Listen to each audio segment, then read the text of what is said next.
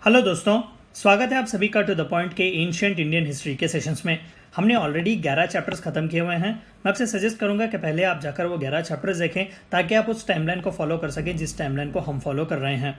हमने 11 चैप्टर्स में देखा कि किस तरीके से इंपीरियलिस्टिक जो किंगडम्स हैं वो आते हैं। हमने गुप्तास के बारे में बात किया, हमने बात की कि किस तरीके से शातवाहना और फिर कुषाण जैसे एम्पायर्स आते हैं। हमने 11th चैप्टर में साउथ इंडिया की एंशिएंट हिस्ट्री के बारे में बात किया जहां पर पल्लवास और चालुक्यास भी आते हैं। आज जो हमारा चैप्टर है वो आखिरी चैप्टर है एंशिएंट इंडियन हिस्ट्री के सेशंस का, क्योंकि यहाँ पर हम हर्षा के बारे में बात करेंगे जो कि ट्रांजिशन माने जाते हैं एंशिएंट टू मिडिवल इंडिया। तो आइए आज का चैप्टर हम हर्षा के बारे में बात करते हैं। वाई हर्षा इज सिग्निफिकेंट, किस लिए हर्षा के रूल को जो है वो सिग्निफिकेंट माना जाता है। देखिए, he was the part of last great Hindu kingdom in ancient India. Later it was Rajput to dominate smaller kingdoms after his death. हम गुप्तास के बारे में जब बात करते हैं तो कहते हैं कि it was golden phase of India, क्योंकि गुप्तास के पीरियड में हमें बहुत ही डेवलपमेंट देखने को मिलता है। भले ही वो आर्ट एंड आर्किटेक्चर हो, भले ही कंस्ट्रक्शंस हो, रॉयल पैट्रोनेज हो जिस तरीके से उन्होंने ब्राह्मणिज्म को दिया हुआ था, और खासकर रामायण और महाभारत जैसे एपिक्स भी कंपाइल किए गए थे।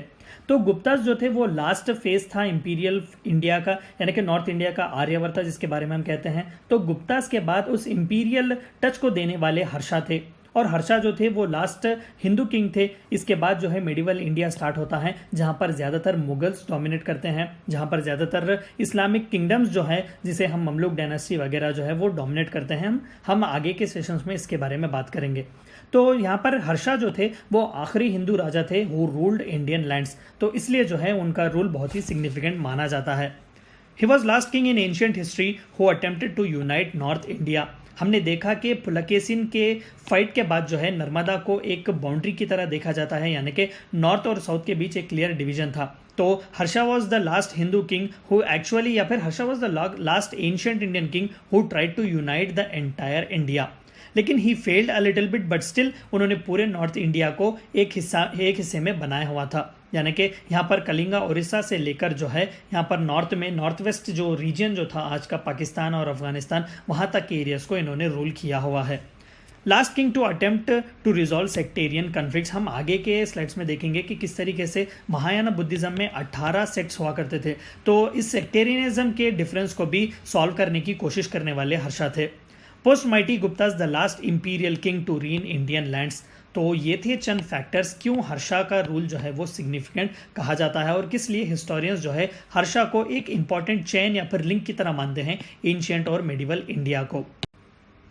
Who was Harsha? तो आइए हर्षा के बारे में जानते हैं। देखिए, इनका टाइमलाइन जो है वो 606 AD से 647 AD तक रखा जाता है, यानी कि वो कंटेम्प्रेरीज थे पल्लवास और चालुक्यास के साउथ में। Post Gupta several independent kingdoms came on scene. बिल्कुल 6th सेंचुरी AD के आते आते गुप्तास जो एक इंपीरियल पावर था वो डिक्लाइन हो जाता है। तो छोटे छोटे जितने भी किंगडम्स थे वो एरप्ट होने लगते हैं। He belong to Pushyabhuti dynasty of Thanesar who were feudatories of Guptas. तो हर्षा जो थे वो पुष्यभूति डायनेस्टी को रिलेट करते थे, जो कि छोटे फ्यूडेटरीज थे गुप्ता रीजन में। थानेसार जो है जो आज का हरियाणा का जो एरिया है वहाँ पर है। तो हर्षा जो है वो एक छोटे से फ्यूडेटरी डायनेस्टी पुष्यभूति डायनेस्टी को रिलेट करते हैं। There was a tussle between Gaudas of Bengal, Maitrikas of Vallabhi and later Guptas of Magad। तो 6th सेंचुरी AD में जब ग्रेटर गुप्तास का फॉल होता है तो कई फ्रैक्शंस जो है वो आ जाते हैं, कई छोटे छोटे किंगडम्स आते हैं। बंगाल डिवाइड हो जाता है, वल्लाभी यानी कि आज का बिहार का जो एरिया है वो भी डिवाइड हो जाता है। तो इस तरीके से पोस्ट गुप्तास छोटे छोटे किंगडम्स के बीच कॉन्स्टेंट टसल हुआ करता था। With tactful alliance between Pushyabhuti and Maitrikas, the prayer emerged as successful in conquering the northern lands। देखिए, Harsha is also considered to be significant क्योंकि उन्होंने कई पॉलिटिकल और मैरिज अलायंसेस किए हुए थे। तो he was a very tactful ruler. उन्होंने मैत्रिकास जो ज़्यादातर वल्लाभी यानी कि बिहार के एरिया के जो रूलर्स थे उनसे अपने अलायंसेस स्ट्रेंथन किए हुए थे, जिसके चलते चलते उन्हें मिलिट्री में बहुत ही माइट और फिर बहुत ही सपोर्ट मिला करता था। We get to know more about Harsha from Bana's Harsha Charitra and Hiuen Tsang CU की।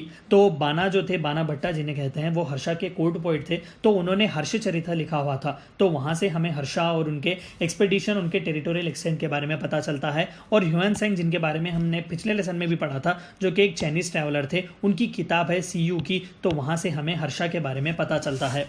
The former is often compared with Akbarnama by Abul Fazl. हम मेडिवल इंडियन हिस्ट्री जब पढ़ेंगे तो हम अकबरनामा, अबुल फजल और अकबर के बारे में पढ़ेंगे। तो फिलहाल के लिए अकबरनामा जो है is one of the most significant literatures written under the patronage of Akbar, जो कि अबुल फजल उनके कोर्ट के एक मिनिस्टर भी थे और उनके दोस्त भी थे, उन्होंने लिखा हुआ था। तो हर्ष चरित्र जो बाना भट्टा ने लिखा हुआ था उसे अकबरनामा से कंपेयर किया जाता है। एडमिनिस्ट्रेशन, तो आइए जानते हैं कि हर्षा का एडमिनिस्ट्रेशन किस तरीके से था। देखिए, आप इससे पहले कि हम आगे बढ़ें, आप मैप में देख सकते हैं गौर से कि ये जितना भी एरिया था वो हर्षा का था, हर्षा का एम्पायर था। यहाँ पर आप देख सकते हैं कि थानेसर जो कि आज के हरियाणा का एरिया है, वहाँ तक जो है उन्होंने कॉन्क्वर किया हुआ था ज़्यादातर। तो इस तरीके से हर्षा जो थे वो बहुत ही सिग्निफिकेंट थे, क्योंकि ही वॉज द लास्ट रूलर जिन्होंने आर्यवर्ता या फिर नॉर्थ इंडियन लैंड्स को कॉन्क्वर करने की कोशिश की थी। यहाँ पर आप देख सकते हैं, यहाँ पर चालुक्यास ऑफ बदामी है, जहाँ पर पुलकेशिन द सेकंड जो थे वो ज़्यादातर रूल किया करते थे। यहाँ पर आप देख सकते हैं पल्लवास आपको मिल जाएंगे। तो ये नर्मदा का जो एरिया है उसे एक बाउंड्री की तरह रखा गया था post fight between Pulakeshin the second and Harsha. It was a decentralised and broadly followed Guptas. तो जाहिर सी बात है कि गुप्ता के फ्यूडेटरीज थे, तो उन्होंने एक डिसेंट्रलाइज्ड तरीका इस्तेमाल किया हुआ था रूल करने का। ऑफिशियल्स वर paid through land assignments, cash नहीं पे किया जाता था, ऑफिशियल्स को जो है वो लैंड असाइनमेंट्स दिया जाते थे। तो वहाँ के लैंड रेवेन्यू कलेक्शन के राइट्स भी उन्हीं ऑफिशियल्स को दिए जाते थे। इस तरीके से रेवेन्यू मिलता था सेंट्रल गवर्नेंस को। मंत्री परिषद with prime minister advise the king, तो मंत्रिमंडल भी हुआ करता था जहाँ पर प्राइम मिनिस्टर का बहुत ही प्रोमिनेंट रोल हुआ करता था। Mahasandhi Vigrahadhikrita foreign minister, Mahabaladhikrita military chief and Mahapratihara palace in charge were prominent. तो इस तरीके से फॉरेन रिलेशंस के बारे में भी देखा गया था। मिलिट्री के सेपरेट एक चीफ को भी बनाया गया था, who literally used to look after the military, and palace incharges भी हुआ करते थे। तो एडमिनिस्ट्रेशन बहुत ही प्लान्ड और सॉर्टेड आउट हुआ करता था हर्षा के ज़माने में। रिलीजन, आइए जानते हैं कि हर्षा के एरा का रिलीजन किस तरीके से था। His seals describe his ancestors as sun worshippers, his elder brother as Buddhist and himself as a Shaivite। हमने देखा कि पल्लवा के ज़माने में साउथ इंडिया में ज़्यादातर शैविज़म और वैष्णविज़म को लेकर टसल चलता था। नायनार्स और अलवार्स हुआ करते थे। तो हर्षा भी जो थे वो इनिशियली एक शाइवाइट थे, यानी कि शैविज़म को सपोर्ट करने वाले थे। लेकिन हर्षा की रिलीजियस पॉलिसी जो थी वो ज़्यादातर टॉलरेंट थी, क्योंकि आगे बढ़कर वो है वो बुद्धिज़्म को एम्ब्रेस करते हैं। हम इसके बारे में आगे पढ़ेंगे। His land grant inscription describes him as Parama Maheshwara, supreme devotee of Shiva. देखिए, उन्होंने एक लैंड ग्रांट दिया हुआ था जहाँ पर इंस्क्रिप्शन है, जहाँ पर उन्हें परमा महेश्वरा कहा जाता है, यानी कि शिवा के सबसे सुप्रीम डिवोटी, चाहने वाले। His play Nagananda is dedicated to Shiva's consort Gauri. His court poet Bana also describe him as Shaivite। तो एक staunch Shaivite के तौर पर वो आगे आते हैं। According to Chinese Buddhist traveler Huanzhang, Harsha was a devout Buddhist। Huanzhang states that Harsha banned animal slaughter for food and built monasteries at places visited by Gautam Buddha। देखिए, historians के बीच ये एक डिबेट है कि हर्षा को किस तरीके से देखा जाए, या एक शाइवाइट की तरह देखा जाए या बुद्धिस्ट की तरह देखा जाए, क्योंकि उनकी ज़िंदगी के आखिरी जो पल थे या फिर आखिरी जो फेज़ था उसमें बुद्धिज़्म ज़्यादातर उन्हें डोमिनेट करता था। हमें हर्षा के बारे में 3 इंपॉर्टेंट सोर्सेस से मिलते हैं। पहला तो बाना भट्टा ने लिखा हुआ था हर्षा चरिता, उससे मिलता है। दूसरा जो है ह्यूएनसैंग का सीयू की, और तीसरा जो है पुलकेशिन द सेकंड के कोर्ट पोएट हुआ करते थे रवि कीर्ति। तो रवि कीर्ति जो है आईहोले में उन्होंने एक इंस्क्रिप्शन, एक प्रशस्ति लिखवाई थी पुलकेशिन द सेकंड की विक्टोरी के बारे में। तो मैं हर्षा के बारे में वहाँ पर भी देखने को मिलता है, लेकिन ज़्यादातर हिस्टोरियंस यही मानते हैं कि पहले फेज़ में ज़िंदगी में वो शाइवाइट थे और आखिरी में जो है उन्होंने कन्वर्ट हुआ और बुद्धिज़्म को उन्होंने एक्सेप्ट किया। तो जाहिर सी बात है कि हर्षा जो थे वो एक टॉलरेंट रिलीजियस पॉलिसी फॉलो किया करते थे। मिलिट्री कॉन्क्वेस्ट, तो आइए उनके मिलिट्री कॉन्क्वेस्ट के बारे में जानते हैं। He went on to defeat all his contemporaries, but painful were Sasankas of Bengal, with whom he fought for 30 years। यानी कि जितना भी नॉर्थ आर्यवर्ता का रीजन हमने देखा, तो बंगाल के रीजन में वहाँ पर ससांका डायनेस्टी जो थी वो हुआ करती थी, जो सबसे ज़्यादा पेनफुल माना जाता था हर्षा के लिए, क्योंकि 30 साल उनसे कांस्टेंट लड़ाई थी हर्षा की। Defeating rulers of Sindh, Punjab and Kashmir, he was bestowed title lord of Aryavarta. तो सिंध, पंजाब और नॉर्थ वेस्ट जितने भी रीजन्स से कश्मीर तक उन्होंने अपने राज्य में या फिर अपने किंगडम का हिस्सा बनाया हुआ था, जिसलिए उन्हें लॉर्ड ऑफ आर्यवर्ता भी कहा जाता था, यानी कि नॉर्थ इंडिया का लॉर्ड।